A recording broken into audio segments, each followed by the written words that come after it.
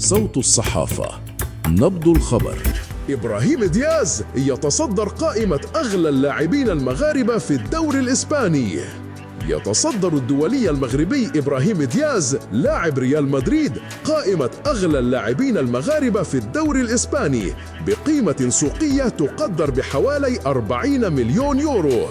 ويلعب دياز ضمن صفوف ريال مدريد منذ عودته لصفوف الفريق عام 2023 بعد مسيرة احترافية شملت ناشئي مالاغا ومانشستر سيتي وإعارة ناجحة إلى ميلان لمدة 3 سنوات.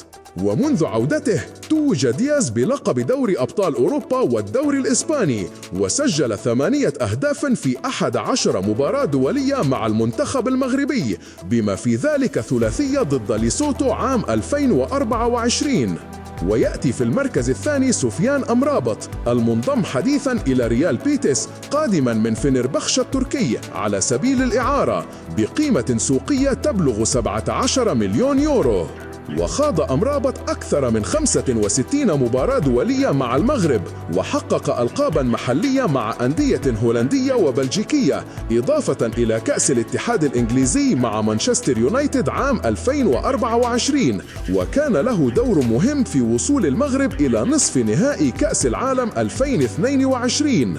ويتقاسم المركز الثالث اللاعبان الشابان الواعدان جناح فياريال إلياس أخوماش وظهير إسبانيول عمر الهلالي، كل منهما بقيمة سوقية تبلغ 15 مليون يورو.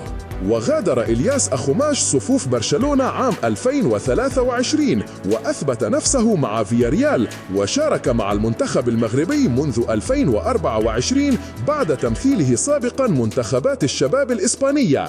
أما عمر الهلالي فقد رسخ مكانه في الفريق الأول لإسبانيول، وشارك مع المغرب تحت 23 عاماً الفائز بكأس الأمم الأفريقية 2023 وكذلك في أولمبياد باريس 2024 قبل أن يخوض أولى مبارياته الدولية مع المنتخب الأول في سبتمبر الحالي. بينما يحتل عز الدين أوناحي الذي انتقل إلى جيرونا قادما من أولمبيك مارسيليا المركز السادس بقيمة 10 ملايين يورو، حيث يتقاسم هذا المركز مع مروان سنادي مهاجم أتلتيك بلباو. صوت الصحافة، نبض الخبر.